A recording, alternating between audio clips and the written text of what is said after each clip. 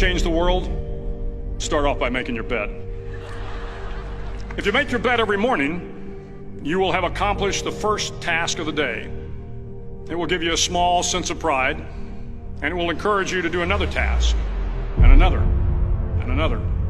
And by the end of the day, that one task completed will have turned into many tasks completed. Making your bed will also reinforce the fact that the little things in life matter. If you can't do the little things right, you'll never be able to do the big things right. And if by chance you have a miserable day, you will come home to a bed that is made, that you made. And a made bed gives you encouragement that tomorrow will be better. To pass SEAL training, there are a series of long swims that must be completed.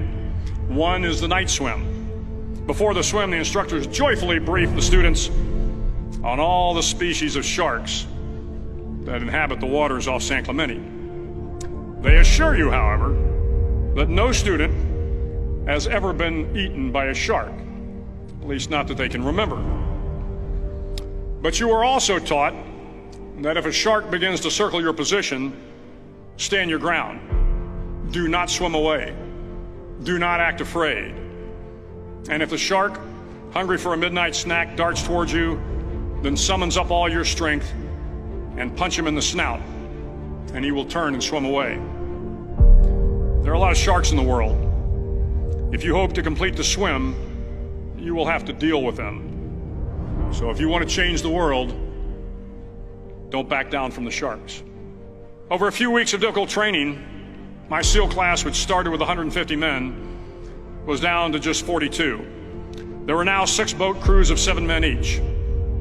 I was in the boat with the tall guys, but the best boat crew we had was made up of the little guys, the Munchkin crew, we called them. No one was over 5'5". The Munchkin boat crew had 1 American Indian, 1 African American, 1 Polish American, 1 Greek American, 1 Italian American, and 2 tough kids from the Midwest. They out-paddled, outran, and outswam all the other boat crews.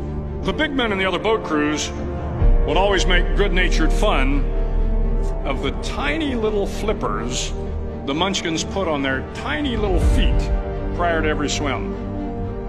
But somehow these little guys from every corner of the nation and the world always had the last laugh, swimming faster than everyone and reaching the shore long before the rest of us. SEAL training was a great equalizer.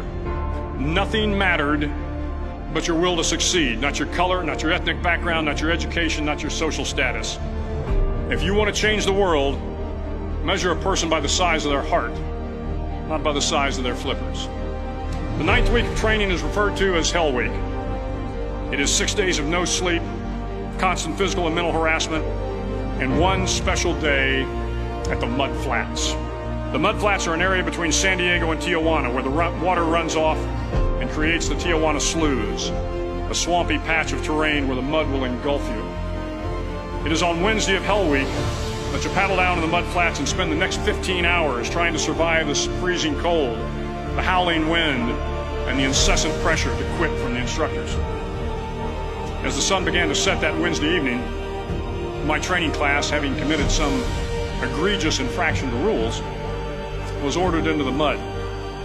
The mud consumed each man till there was nothing visible but our heads. The instructors told us we could leave the mud if only 5 men would quit. Only 5 men, just 5 men, and we could get out of the oppressive cold. Looking around the mud flat, it was apparent that some students were about to give up. It was still over 8 hours till the sun came up. 8 more hours of bone-chilling cold. The chattering teeth and the shivering moans of the trainees were so loud, it was hard to hear anything. And then one voice began to echo through the night. One voice raised in song. The song was terribly out of tune, but sung with great enthusiasm. One voice became 2, and 2 became 3, and before long, everyone in the class was singing. The instructors threatened us with more time in the mud if we kept up the singing, but the singing persisted, and somehow the mud seemed a little warmer, and the wind a little tamer, and the dawn not so far away. If I have learned anything in my time traveling the world, it is the power of hope.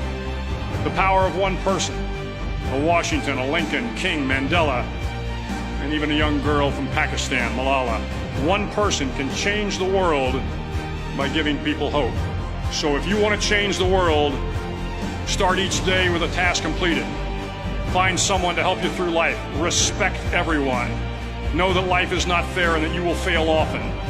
But if you take some risks, step up when the times are the toughest, face down the bullies, lift up the downtrodden, and never ever give up. If you do these things, the next generation and the generations that follow will live in a world far better than the one we have today. And what started here will indeed have changed the world for the better.